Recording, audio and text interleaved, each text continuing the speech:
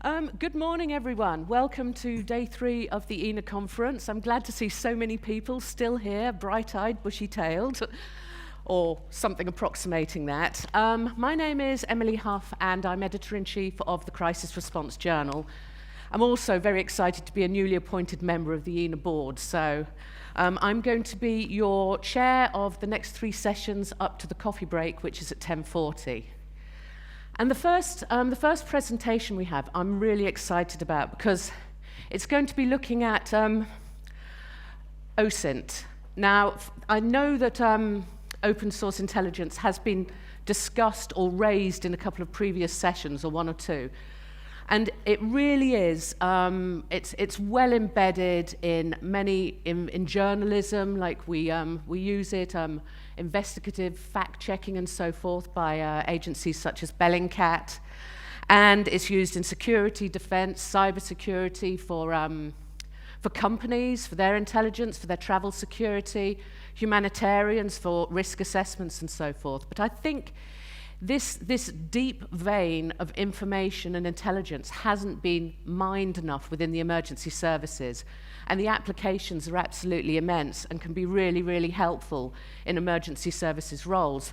So we today have Robert Sell, who does have a background in search and rescue, I believe, so that's really relevant as well, who's going to be telling us about another application, and what was the name of the... Trace Labs. Right, and that's what we're going to be talking about today, and how it can OSINT can help in locating missing persons. Robert. Great, thank you very much. I think that was the nicest introduction I've ever had, so thank you very much. All right, let me just find the clicker. All right, good morning. My name is Robert Sell, and I'll be speaking on open source intelligence for emergency services, and specifically missing persons. This is my journey with OSINT, and as I proceed, I think really the deliverable here for you is to think about how you could utilize this tool for yourself in your particular position in your industry. There's a lot of untapped potential here, and I'm really happy to work with any of you on how to utilize that better. So some quick introductions. This is who I am. I'm the president founder of Trace Labs, and I'll be speaking about what that is in a moment. I have over a decade of experience in search and rescue. I've done a number of different things there. I'm active in the field as a team leader, marine rescue, also a certified tracker in Canada, which is very handy because we have a very large backcountry area where people can go hiking and not see anybody for days. So that's very rewarding for me. My other side of my life is in the information security world, and that's what I do a lot of for several decades. So I do a lot of incident response with global teams around the world. It's very exciting for me. The top right-hand corner there's a picture of me in the helicopter with search and rescue. One of my favorite activities in search and rescue. I love doing that. And the bottom right corner is a picture of me in my Trace Labs capacity. I arrived in Australia for one of the bigger national events that we do with the federal police and the government there.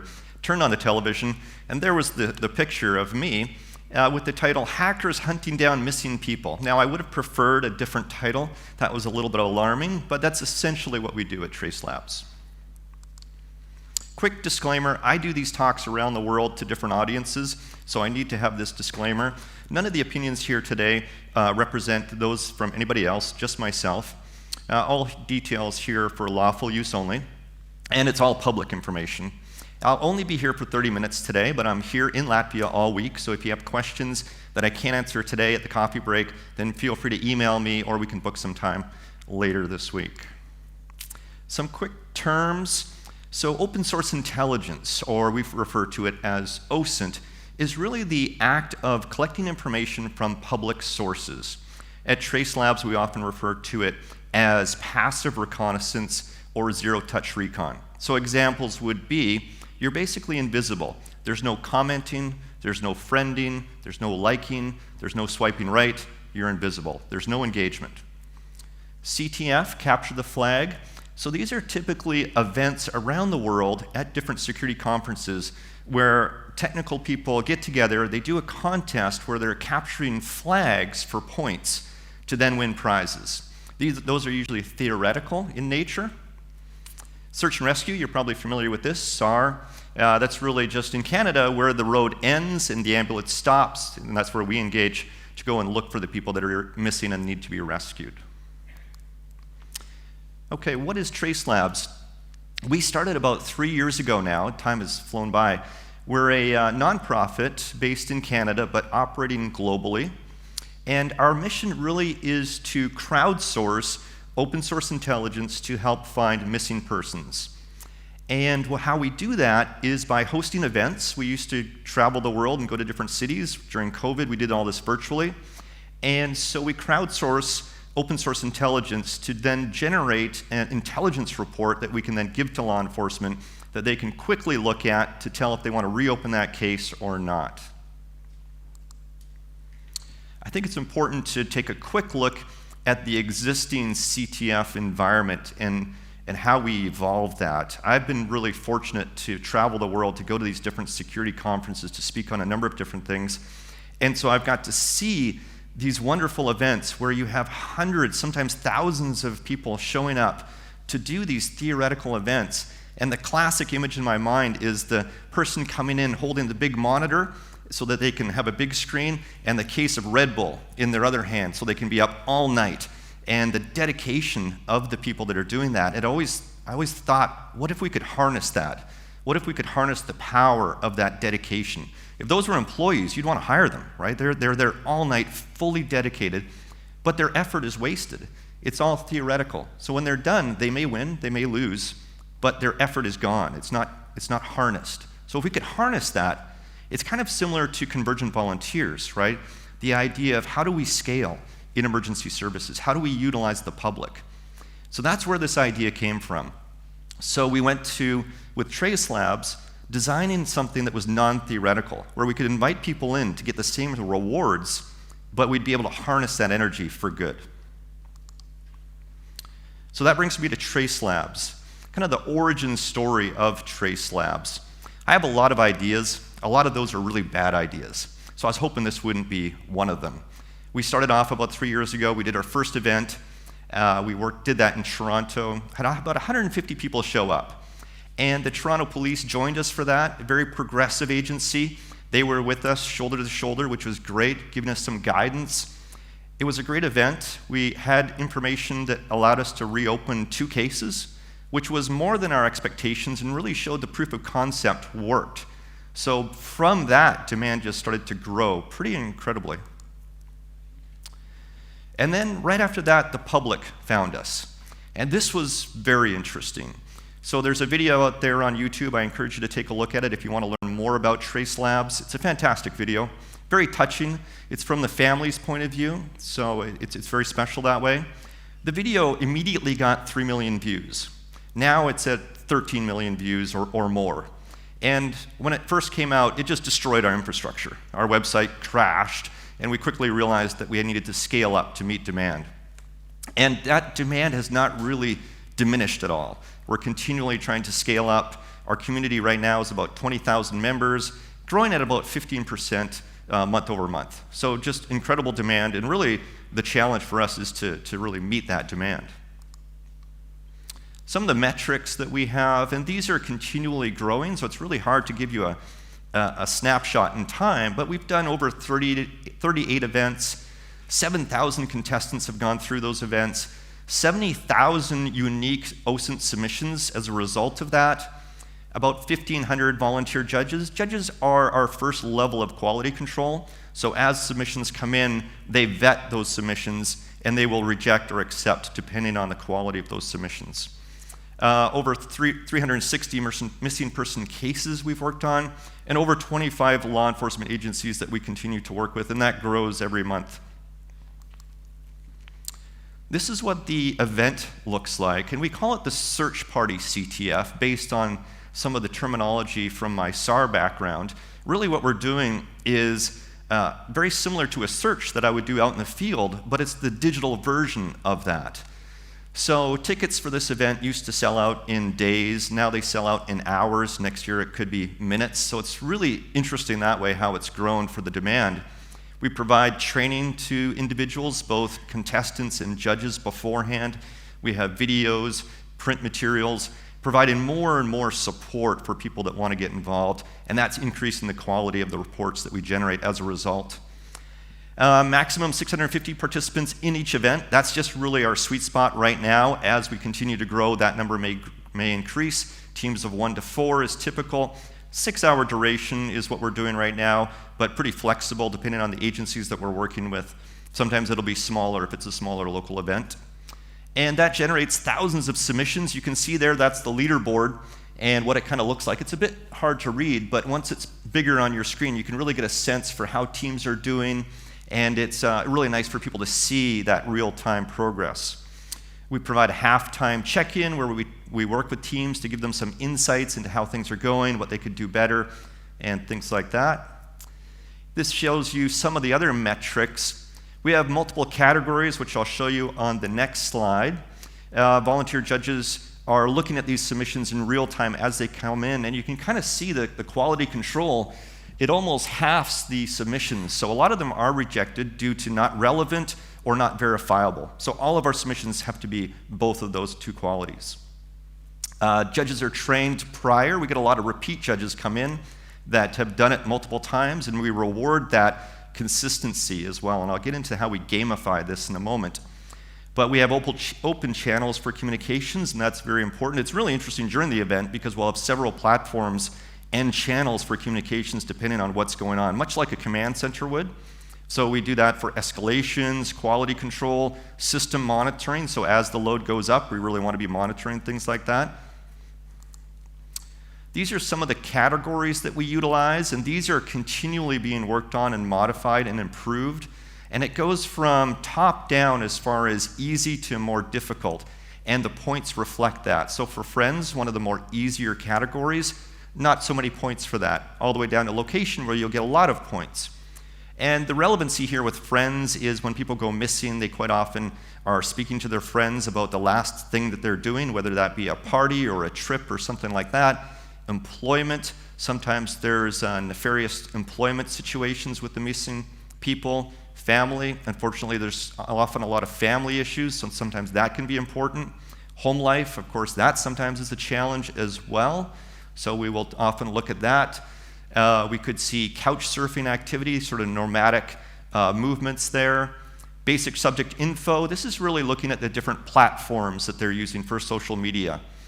Advanced subject info, that's often getting into unique identifiers so that we can identify them in the case of human trafficking and things like that. Day last seen, again, taking from my SAR background and tracking specifically, we're looking for direction of travel, intent, things like that.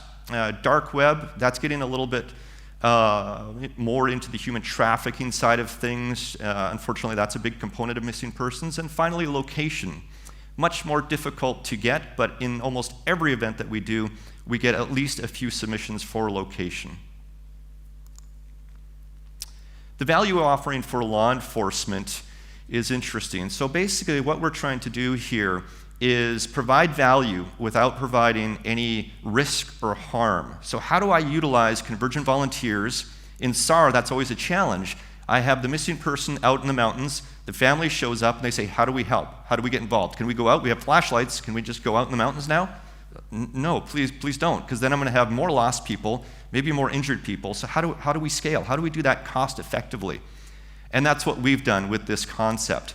So it's low risk. The model is passive reconnaissance only. So we don't allow people to go knock on doors, to do password resets, to break the law in any way. We're not sleuths. We're not police. We're not investigators. We're none of that. We're just intelligence analysts. So we just look at the data, and that's all.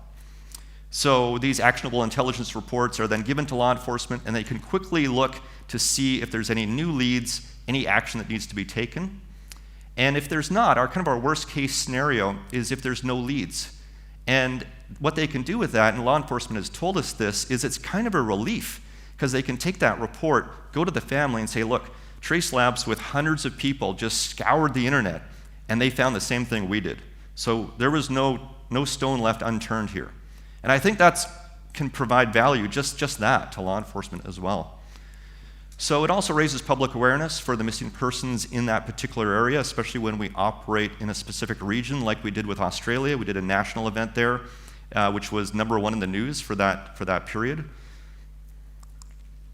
For the community, So very low barriers of entry was very important for us. All you really need is an internet connection and a computer. So you could operate out of the library or maybe your school or anything like that. So we really didn't want to stop anybody from participating. It also brings the community together for a focused event where everybody's trying to do good. And it's really interesting for me to see law enforcement and what we might call hackers all in the same room and building that bridge together, right? So that's really fascinating for me. It also provides an opportunity for OSINT experts to then mentor others and meet law enforcement and provide as well some skill set exchanges there, which is great. All right, so it's easy to say that Trace Labs does crowdsourcing for open source intelligence, but if crowdsourcing is the engine that we utilize, then gamification really is the fuel for that engine. And this is really important because you can bring a whole bunch of people together for an event, but trying to do that again and again and again, where they're showing up again and again, that's more challenging. And we achieve that through gamification. And we do digital badges, and these are examples of the digital badges, and we do those for multiple different achievements. So if you win, of course, you'll win prizes. We have sponsors that provide some fabulous prizes, but we also give awards, these digital badges, for contestants. So just for showing up, you'll get one. If you're a judge, you get one. If you provide the most valuable intelligence, you get one.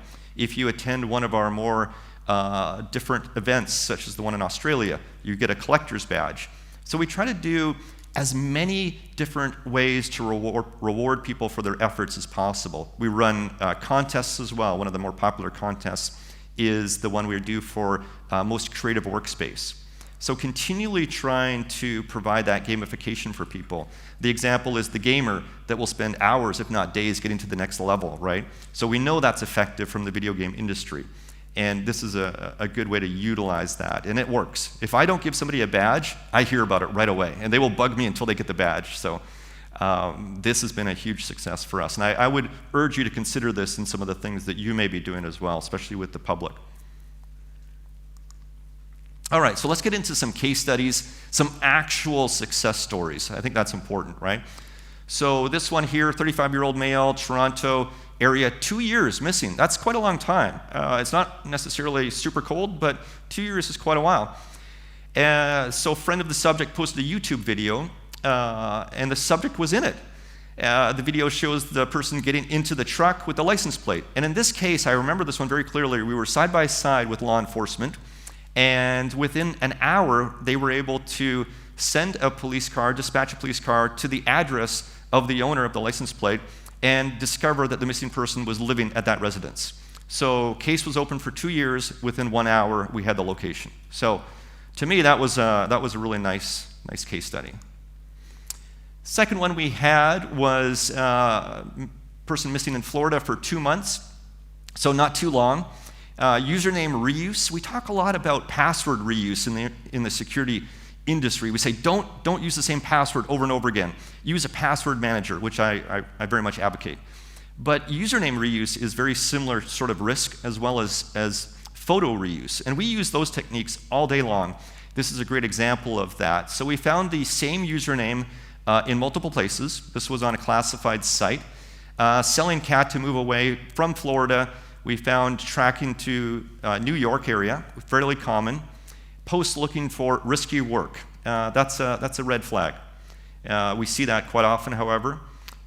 Social media said that subject was discovered 3 weeks after missing. So if we're seeing posts after they go missing, that's often quite good. Unfortunately, missing people often go missing multiple times, so that could be a little bit tricky sometimes. But generally, that's good to see.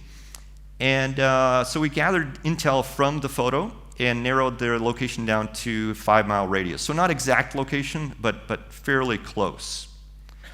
The next example we had was in California, 6 months, so not too old. This one was interesting. Again, it was another username reuse technique. So Amazon wish list.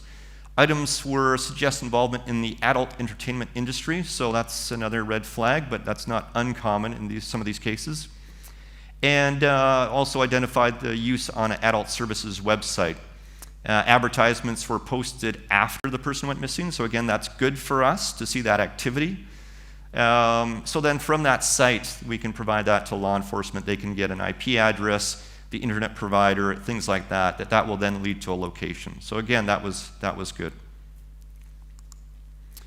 So the conclusion here really is TraceLabs has proven the concept works, right? So I think that we've provided the information, and our growth as well is showing that this is continuing to work. We're continuing to refine it, of course, but it shows that the concept works. However, I have to warn you that there are some things to watch out for that we do differently, I think, that makes us special. So one is our scope.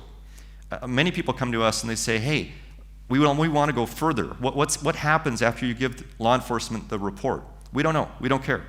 Our scope is set in a very particular way. We are not law enforcement. We are not sleuths. We are not investigators. Our job is done when we hand over the report. And you really have to be mindful of that, because there's a lot of people on the internet sleuths, right, that can cause more harm than good, and we don't want to do that. So setting those delimiters in place, and then making sure you communicate those delimiters on the mission over and over and over again, having the community self-govern as well. So if they see somebody doing something that's perhaps out of scope, they're on it right away. And we have a great community that does that. And then finally, gamifying the crowdsourcing as well. So people are always wanting to show up again and again and again, much like the volunteers in my search and rescue. So we're a minimal viable product. We've shown how this works. You can use this model not only on missing persons, but in many other areas. And I've spoken to different governments around the world on this. There's definitely interest, but there's also great possibilities in emergency services as well. So emergency management. So if you're looking at events and things like that, you could utilize this. And I'm happy to talk to you about how that might work. So if you'd like to partner with TraceLabs, whether that be through law enforcement, or maybe you want to just talk about how this might work for your industry and your job, please reach out to me. We're happy to work with you in a number of different ways. Of course, with law enforcement, we can look at cold cases, that's fine.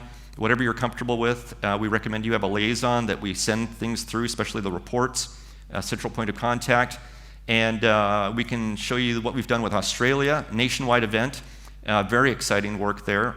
If you're more comfortable with something smaller, we can do that as well. But reach out to me and we can have a discussion on what that might look like.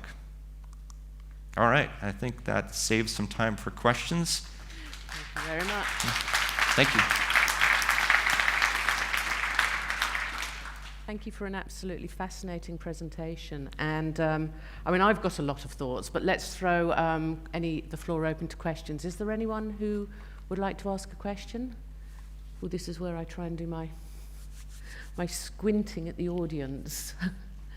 If you do have a question, could you put your hand up, please? Ruth, over here. And could you say where you're from, even though I know where you're from?